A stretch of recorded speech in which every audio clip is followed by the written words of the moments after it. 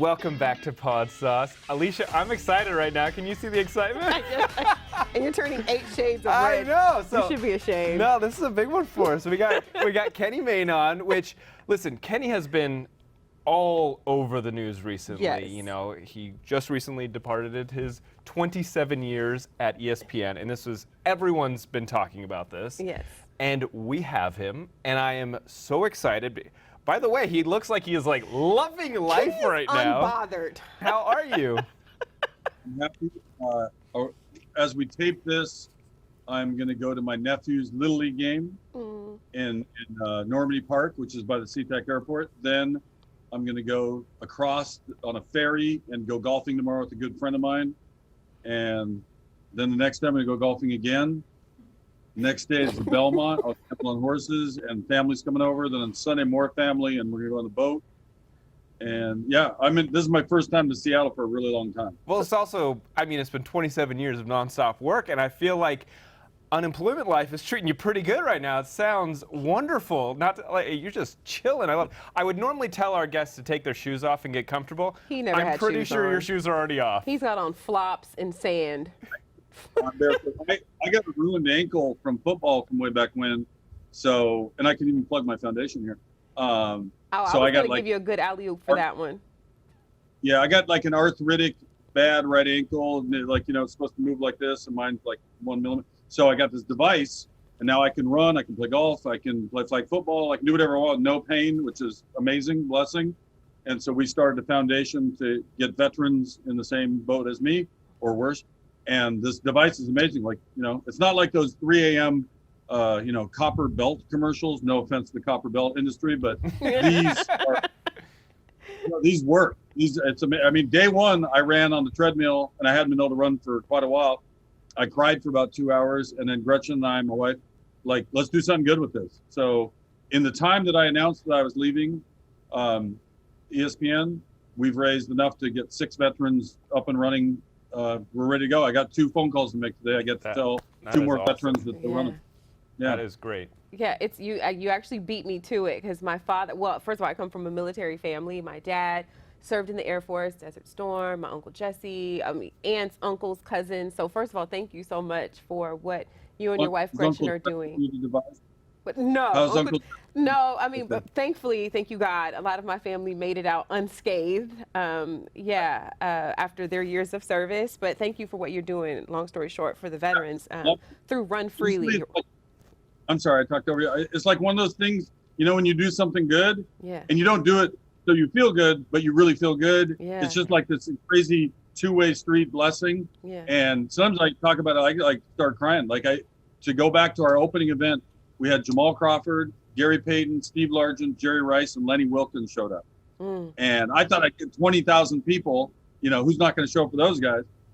Instead, it was like 212 people at a high school gymnasium. Thank you for Newport High School for hosting it. But from there we've grown. So it's just me. Do you come from a military family? What's that? Do you or Gretchen come from a military family? What was the inspiration behind wanting to pivot it? Your dad. My dad served. Actually, both our fathers did. I did not. I'm old. I was getting, Vietnam just ended when I was in high school. So I did not, but I'm happy to serve them. I also played flag football with a bunch of veterans. We play once a year at the Super Bowl, not this year, unfortunately. But usually we play 1 or 2 games a year, and it's just to kind of show people they can still move around. They're missing a leg, they're missing an arm, so what? Play football. Yeah. Well, I like what Run Freely, the organization, does. It desires to preserve the limbs so that they don't have to go through amputation. Yeah. No, that's where I was. I went 1 week. It hurt so bad I didn't want to get out of bed most days. I was probably in low-grade depression, not still fighting through it, still doing my stories, traveling around the world at the time. Actually, we had a show where we went all around the world doing unique sports. And it was not good. But I'm glad I got the blessing I got. I got a great chiro guy that kind of brought it back to life. And I'm going to go play golf with it tomorrow and feel no pain. I love it. I love the helping people out, giving back. I think that's huge. Obviously, having you on the show, we have to talk about your departure. I think that is, a lot of people are mentioning that right now, and I just want to know what do you got planned next? Because listen, you have had so many people's dream job for many, many, many years. So how do you go from that job? What is your next job? Like, what would you see as your next dream job, Well, you essentially? got to add to that, Dax, his grand opening and then his grand closing. Like, Yeah. our producer read for us your cover letter to get your job. Basically, you should come get on Team Kenny, because I'm where it's at. Check yes or check no. And they checked yes, clearly. And then your No, they grand checked closing. middle box. So I had a job in Seattle. I worked at a little station called KSTW. It was 5 days a week. If there's news on the weekends, it's news to us. That was our motto. And then they added the weekend show, and the guy said, well, you played football, you're doing sports. And I didn't want to. Like, originally, I wanted to be working for Frontline at this point, being serious documentary. I think my vocation was sports. Ultimately, my avocation is paying attention to what's going on in our country and around the world. And I got reprimanded for that a number of times for my political activism. I didn't mask my tweets quite well enough, apparently. I used to write in code. If I wrote, Stevie Wonder, he's Mr. Know-It-All, you know that song? Yeah. So when a certain man was speaking, I'd tweet that during the press conference. I try not to say his name. And those who knew, and those who didn't, but where was I? What was it? So I tried out for ESPN, but I didn't get hired. Ultimately, because they didn't think I was sports nerdy enough. And they were correct. Like, they're asking me about the White Sox middle relief or something. Hell, I don't know who's on the middle relief now, or if they even have those guys. And then I went back to my job and I quit like 6 months later. Long story, but now I'm broke and I quit my job because I was standing up to the man. Felt really good for like a day, maybe. That's what I did. I like they said Yeah. standing up to the Bills man. Standing up to the man. Go ahead, sorry. So I used to be a garbage man in college in Seattle, and I called the garbage man guy, Steve Caputo. Hey, I just quit my job. Could I come even a day or 2 a week? Kind of like pay my bills for a minute. And all the trucks had moved, like the kind where they have the big claw and they put it in the they dump the garbage. Yeah. In my day, there was a second guy that hung on the back. That was me. They called a swamper. Yeah. And the industry had basically passed me by. Like they were down to one-man crews. I don't know how to drive a garbage truck, so the only thing he had for me was to make garbage cans, and I'm not mechanical. Like Gretchen makes everything at home. Like IKEA. Good luck, Gretchen. Have fun. I'll be over here. I'll call TaskRabbit. Have at it, babe. I'll cheer you on. I'll be your hype man as you build us. Then I ran out of garbage cans because I was working so hard to prove my worth. I mowed through these cans in like 3 weeks, and there were no more cans off the train. Then I saw an ad in the paper. It said marketing company, television or radio experience as a bonus. And I'm like, they're talking to me. And I go there. It turns out it's a telemarketing company. And I was now selling prepaid legal insurance. I did that for like 4 months or something like that. Then I got a job selling long distance for MCI. For the viewers who don't know what long distance is, you had phones at home, and if you called locally, it's free. That you pay your local service provider, but long distance was MCI, Sprint, AT&T, right? And then ESPN happened. So I basically went from garbage man, garbage can assembler, prepaid legal insurance, long distance sales, freelancing for ESPN. I would do the Seattle stuff up here for like 4 years. And then I sent that note and like, come on, just give me a no. Say no, because the maybe's killing me. Yeah. And instead they hired me. That is, and then you had 27 years later, you go off with the biggest bang with Aaron Rodgers on. You drop an F-bomb and walk off, and it was so funny. It was like so perfect. I love how Aaron was just sitting there chuckling afterwards. It just made such a good moment. Did you guys rehearse that, or like? Because I'm assuming they all knew, right, that you were gonna do that, right? We already know each other. They knew I was going to be me, but we didn't plan anything. In fact, I almost forgot to do that. I didn't have any notes or prompter. I was just talking to people. But I remembered, I wrote notes to myself ahead of time. So and I had my producer on Marshawn. I had like 3 keywords, like don't forget the alien joke. He just said aliens. And then I knew to go back to the alien joke. And we asked Marshawn, hey, if, the aliens have been in the news in the last few weeks, if they actually come down, like, would you represent Earth? I think that'd be a great. They'll be like, so we made the wrong pit stop. We're going to go to, we meant to go to Pluto. One's answer was great. He's like, if they're cool, man, we'll just kick it, hang out. But, if they're trying to fuck with us, then I'm telling them go back to your planet. Get out of here. You know? So can we swear on this thing? So I just did. But Well, you Marshawn can. didn't We'll swear. bleep you.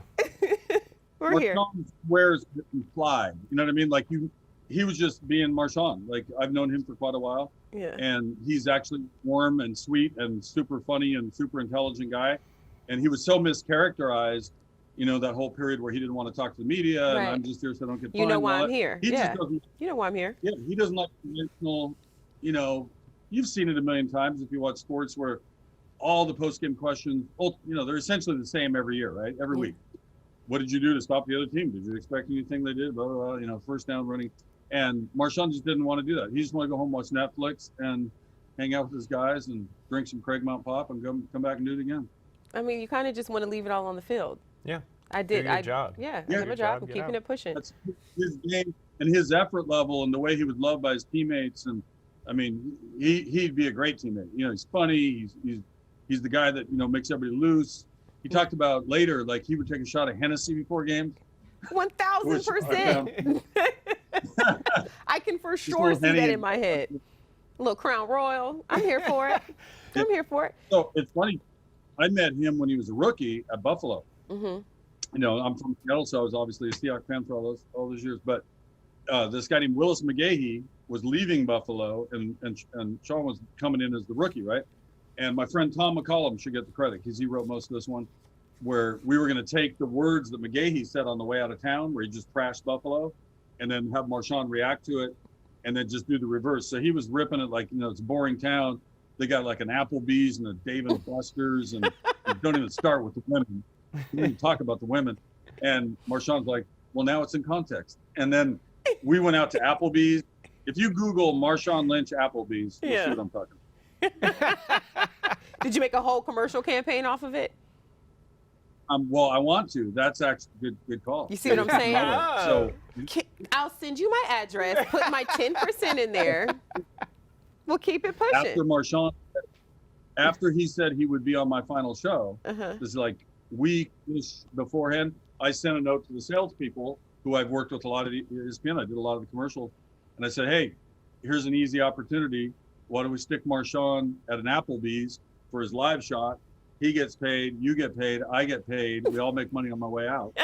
And one week apparently was not enough time to throw that together. But Applebee's reached out to me on Twitter after Marshawn was on the show, because he had a moment in that bit where he's like, I can't remember the exact line, but it was like, I don't know what I like more about Applebee's, the ambiance or the decor.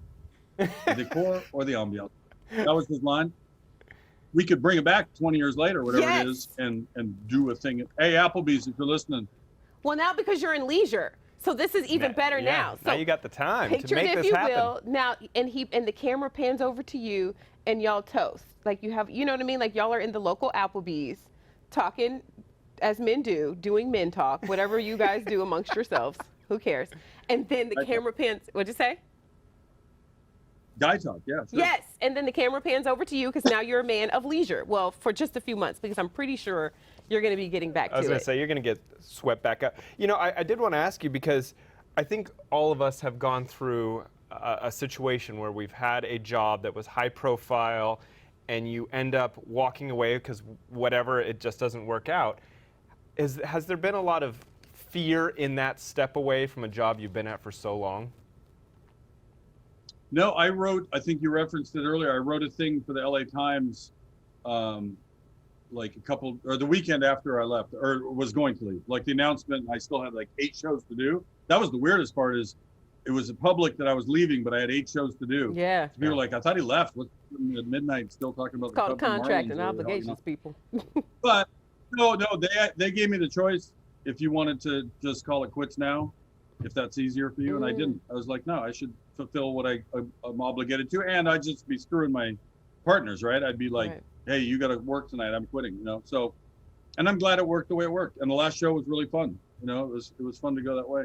I think what I said in that article was, I didn't have fear about leaving as much as I had fear about nobody gave a damn. Like my own pride of, what if it just kind of goes unnoticed and this guy kind of like flitters away.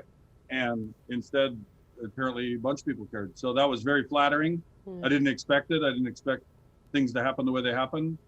I'm pretty simple. Like I said, I got there on such a long shot in the first place. Mm-hmm. You know, I was like 100-1 to ever get hired at ESPN, and they strung me along for 4 years doing, you know, Gary Payton and Ken Griffey and all the stories out here. And you know, I somehow got like, you know how it really happened is Keith Olbermann was with Susie Colbert doing the ESPN2 show. Stuart Scott and Deb Kaufman and Bill Pito were the smash anchors, it was called. It was like a little 2-minute update, 5-minute update. Oh. And then they were the main anchors on the big. Keith went back to be with Dan Patrick on Channel 1, and Stuart moved up to be the new lead host with Susie. They needed one more guy, and that was me. Wow. Well, this is a. We take 30-second pause. This will be part of your whatever this is we're doing here. And I'm going to tell these people. Whatever you guys got going on. I'm pushing the other people 10 minutes. That's how it's going to be. Look at that Nice. love. Look at that love power that we you're got giving over here us. at Podsauce. You see, let me tell you something, because Dax is over here like, guys, this is such a huge deal. We're so happy. But see, when you manifest the same energy that Kenny's giving us, I'm like, no, Kenny's going to have a great time on our show. He's going to want to be here and kick it with us. You're welcome, Kenny. This is a podcast discovery show. So are there podcasts that I'll tell you what I listen to. your top 2 favorites? So my top 2 is easy. It's Sarah Kendzior and Andrea Chalupa on something called Gaslit Nation. They're both resistance leaders, and they stood up for the right things for all this time and exposed a lot of things that people aren't paying attention to. They've been like yelling at us for 4 years. And sadly, not enough people have paid attention. Some of us have. She has a book also called Hiding in Plain Sight. She has another book called View from Flyover Country, which explain how we got to the position that the host of The Apprentice was elected president. And they've just been, when I hosted Pearl Jam Radio, she was my guest right before the election. And we dedicated the song Patriot to her. Jackson Browne and Little Steven and Pearl Jam covered it. And the other one is called Pod Save America. Now that's a bunch of ex-Obama guys. Basically, Sarah's like, this is terrible. These guys are like, this is funny. That's the difference. But they both are informative. And I got to Olipop, my commercial I just made that's coming out in 5 days, because of the Pod Save America guys. They were sponsored by Olipop. And I texted one on the side, hey, you go ahead and look at other notes. If there's other stuff you got that's better, you know, that's cool. If you got other stuff to do, getting a hold of Oprah. What are you doing over there? No, I'm writing. See, I know you're embarrassed. I wrote down Pod Save America and the Gaslight. See, aren't you embarrassed? I'm writing down your notes. Okay. Thank you. She's going to go home and she's going to listen to it now. I'm going to listen to that. I'm taking notes, see? I thought you lost focus and you just wandered off. You know, like I did at the airport. This is a podcast discovery show. There's 50 million. So I'm like, oh, I'm getting into that one. And then here you go. So on Pod Save America kept and they do their ads very funny too. That's how I want to do them when I do mine, because I too will be doing the damn podcast, because it's what we do. If they invent some other new medium between now and then, I'll do that too. Like I don't give a shit at this point. And then we'll have you back. So they kept, and I've been trying to cut down on sugar, and I've been drinking the other kind of 40 grams of sugar. Olipop only has 2. So I mentioned Olipop, like a free shout out to Olipop on a Dan Levitard podcast, also a good one. Can I write it? And they got a hold of me on Twitter. Can I write it? Don't write it. It's cool. Eye contact. Yeah, Levitard, Dan Levitard. They got a hold of me on Twitter. It's the new way we're going to do things at my advertising company. I'm just going to do broad reach outs, see if they respond. If they don't, whatever. See what sticks. And then move to the next one, because the conventional way of ad making is so stupid. It takes like 9 months for people to have meetings and Zooms and focus groups. And I made an ad up today on a phone call with Olipop about the next one with another company. Can't talk about it yet, secret. Except I just said that. We'll do that. And so we put Olipop commercial together that's coming out in 5 days, based on me mentioning it one time on a podcast, and they happened to be listening. They got a hold of me. We had a phone call, and yeah, Olipop forever. That's earned media. Olipop, well, you Earned love media. Olipop. You get some Olipop. as long as they keep paying. They keep paying. That's where we're going wrong. We're not mentioning things enough. Oh, hold on. I'm out. I need a 20. They said, no prob. That works fine for us. Boom. That's in your face, other people. Oh my gosh. Oprah Jason here. Oprah Jason, getting it done, getting it done. So I kind of mentioned the question, but I didn't get the answer. What's the plan from here forward? You said a podcast might be in your future. What else you got going on? The Olipop commercial. Free shout out Olipop. 2 grams. 2 grams of sugar. I heard you. 2 grams of sugar. Like I mentioned, leisure activities too, or do you want job type? No, I just want to know what's your plan down the road. I like hearing if you're going to do a podcast. I think people would be really interested in a podcast with you. I think you can obviously bring on amazing guests. You have amazing knowledge. 100%. We're doing a podcast, and my hope is my first guest is Stevie Wonder. That's what I'm gunning for. My first thing I tried to do was I pitched Michael Jordan a commercial idea, and they ended up saying no. But it was kind of a thrill, like a couple days of being in the game, right? Like they could have said yes, they could have said maybe. That wasn't for him. That's fine. I had a bit based on the whole crying Jordan meme that everybody talks about. You ever seen that? Yeah. Okay. You said you don't care about sports. I did. But that's no, like but I know cross-culture. that's pop culture. That's pop culture. So my favorite experience, the question you were probably going to ask, in my 27 years, I got Stevie Wonder to say, I can't be at the baseball all-star game. I have a high ankle sprain. Oh my gosh. I can't. He did not put it. I can't.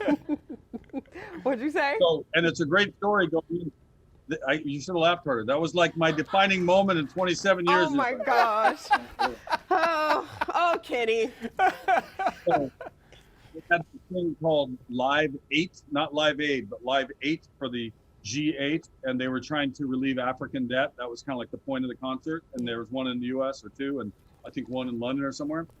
So I talked to my boss into sending me to Philadelphia. No plan, no credential, no setup, no nothing. Just I'm going to Philadelphia and I'm going to try to get Stevie Wonder.